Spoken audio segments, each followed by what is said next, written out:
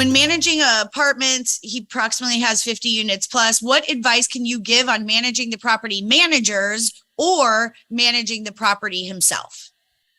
Always, I hate to be so absolute, but always try to get someone else to manage the property. Why? It's gonna free you up.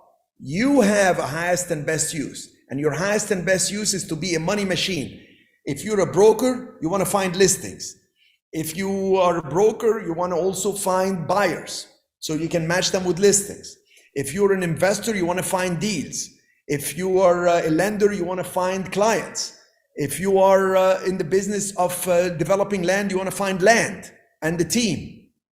So you don't wanna be tied up with the kind of the day-to-day managing a building. Now, I have a huge team and I get involved a lot in managing buildings because I am every building I look at, I realize there is a higher and better use. Constantly. It's a non-stop thing. But so you want to be freeing yourself, freeing your attention units in your head to be able to be more creative. That's where the game is. So to be creative, you can be inside the business model. You can be inside the problems. You got to be outside looking from the outside at it from different ways to have a distance, and that keeps your creativity and the spirit of the game. So I'm going to give you a few pointers on that management company that you need to hire. Number one, get a local company. Number two, you want to make sure they have a website that shows the local buildings that they run, that they manage locally. Number three, you want them to have some success stories. I remember this management company, I called them and I said, can I talk to some of the owners of the buildings that you operate with and for, and I want to hear their feedback because I see none on your website. And they said, no, that's very confidential. Well, why not? No, we cannot allow you to talk to other owners. I mean, I kept thinking about it. If I am an owner of a building and you manage my building and I'm happy and you want me to give you an endorsement, a success story, heck, that's common sense business. I'm happy to give you a success story. Why wouldn't I? I want to return the favor by telling the world, you manage the buildings and you do a good job. So I got very concerned. At the end, they gave it to me, but I mean, it's just like, that's a must. So you need to get a success story. Check their contract and make sure there is no clause there that says that they're managing the building, and if you sell it, whether through listing it with them or others, they will be owed a commission. Now, you can set up incentives with them and say, if you run at 90% occupancy, an average rate of so much, I will list through you, which would be a good idea, by the way, because they will call other owners of buildings that they manage, and they're going to tell them, hey, we got one of the owners for whom we manage the building of 50 units plus, and he wants to sell, she wants to sell. And guess what? You will work it out internally, and the transaction will be done faster. So I repeat, get a local company with a website that shows other buildings they manage locally, get some success stories, get a contract that does not have a clause that ties you up with them for long term or with the sale commission to pay them for the sale. Set up incentives. The way I set up incentives with management companies, I would ask them things like, do you have incentives with other owners? Do you manage?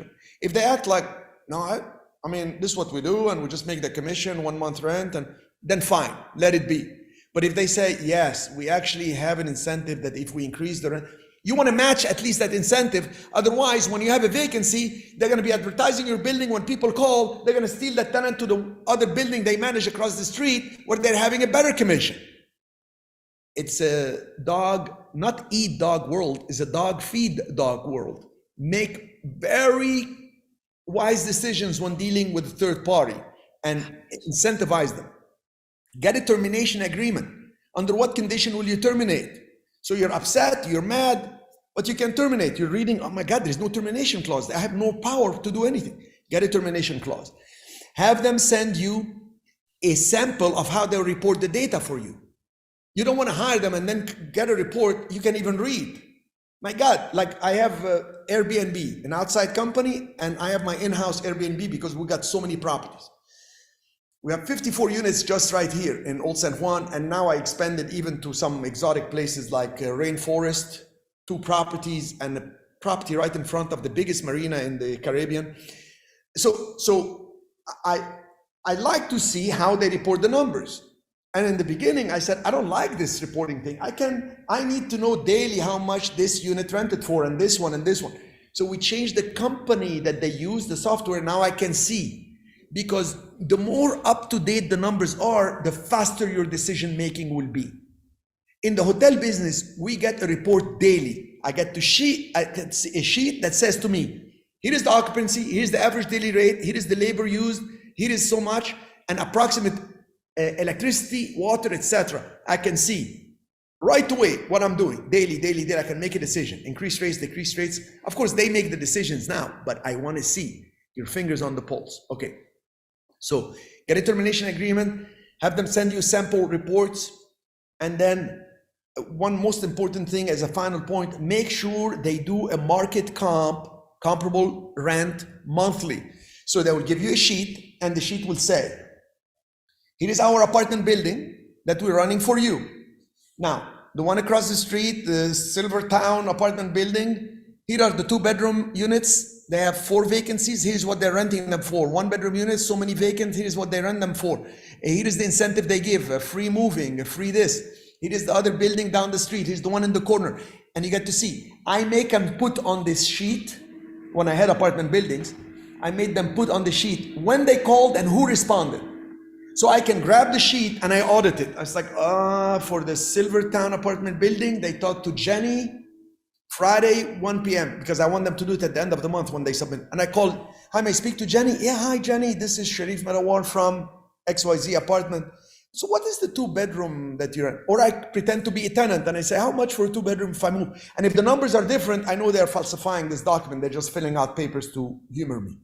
So I can tell you, use an attorney to draft this or to review their contract. But really an attorney will not remember exactly, will not know exactly to get the market comps, will not know exactly for you to review the report data because it's not his or her area of expertise. They can do it very good legalese, but we are in the business of running these buildings and managing the management company. So in recap, yes, use a management company, stay in control, and give them the right incentives and right penalties so people can grow with you. The goal is not for people to work for you, but to work with you.